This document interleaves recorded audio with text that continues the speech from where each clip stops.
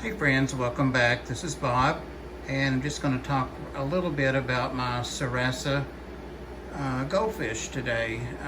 And there's a common misconception that all Sarasas are comets and that all comets are Sarasa, and neither one of those is true. Sarasas are orange or red and have white on them, and they can be a comet, but not all of them are. In fact, most of these are not.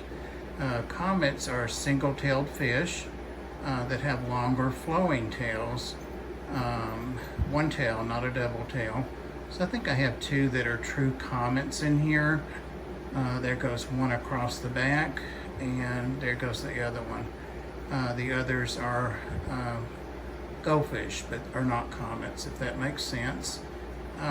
These guys are originally from China, and they are bred now quite prolifically too in the U.S.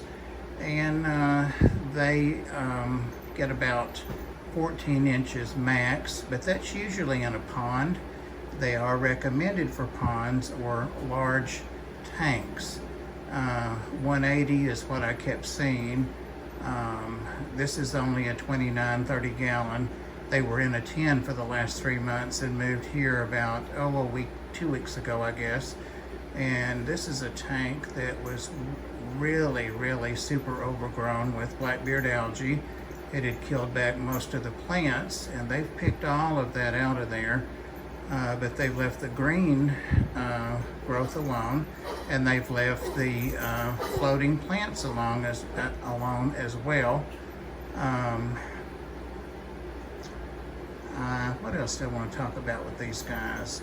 As far as food, they're omnivores, and it's recommended to feed them a good pellet and or flake, and they get that and they alternate. And basically what I feed them is what I feed all my other fish. Each day when I come around, I may not feed them everything that the marine fish are getting, the saltwater or all the tropical fish, but there's hardly anything I don't feed them that those guys get.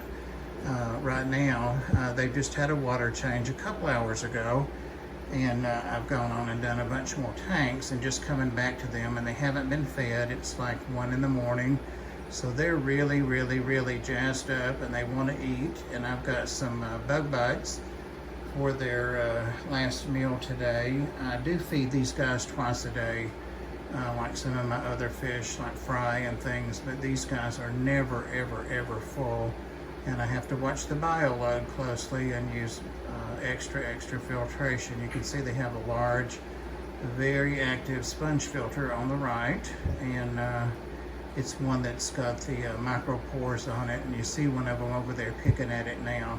So that's always a good place to find a snack. And then I also have a 55, again this is a 29-gallon tank, a 55 tidal filter hanging on the back.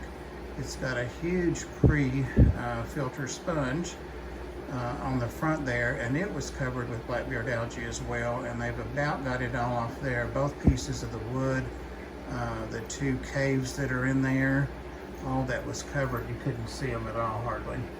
So the flower pot, you can still see a little bit on the flower pot there, well quite a bit, but it was covered, you couldn't see it. So they've done a great job with that blackbeard algae.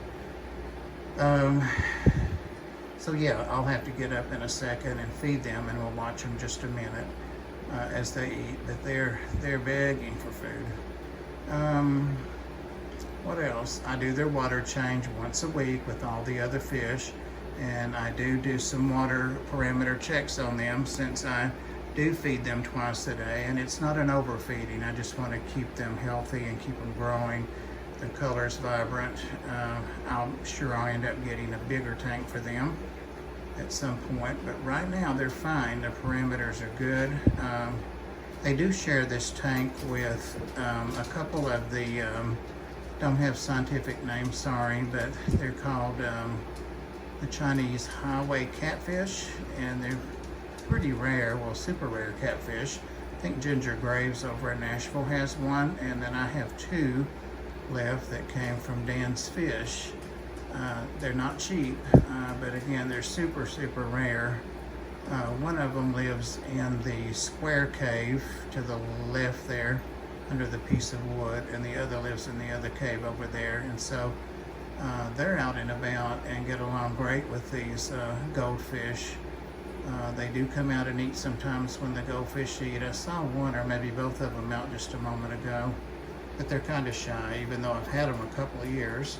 This tank is not scaped. It's just kind of what was underneath all this stuff that had algae on it.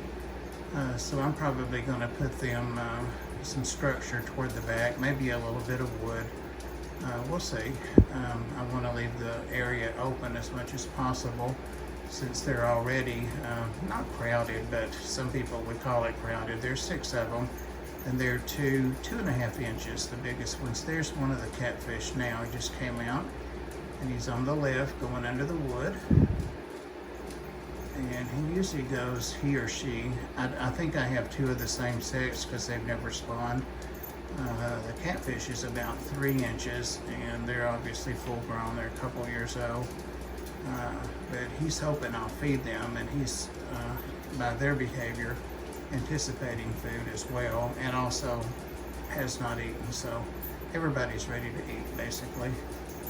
The other one I don't see, but sometimes they sit right on the wood and you can't see them, or they're still underneath it like he is now, and they're really hard to make out. But I do think those are the same sex, but they're a good match for these guys. They get along well with them in there. So I think that's about all I wanted to say about these guys. I think they've got a good home in here. I know they have clean water. They have 3 times the room that they've had the last 3 months. And they did double in size. I was going to mention that I got them at a place called Ponds and Plants, and they were being sold for $1 each, and there were 6 in a tank, and I knew what they were, kind of, and I knew that I didn't want them to be sold as feeder fish or to be in some little guy's bowl and die from bad water. So I just got them all for $6. And like I say, I was going to put them outside in the in-ground pond that didn't have any other fish in it, and I just decided to keep them inside. So that may be where they end up in the spring, but they're fine where they're at for now. So yeah, let me see if I can get up without pushing the wrong button or causing a major disturbance here.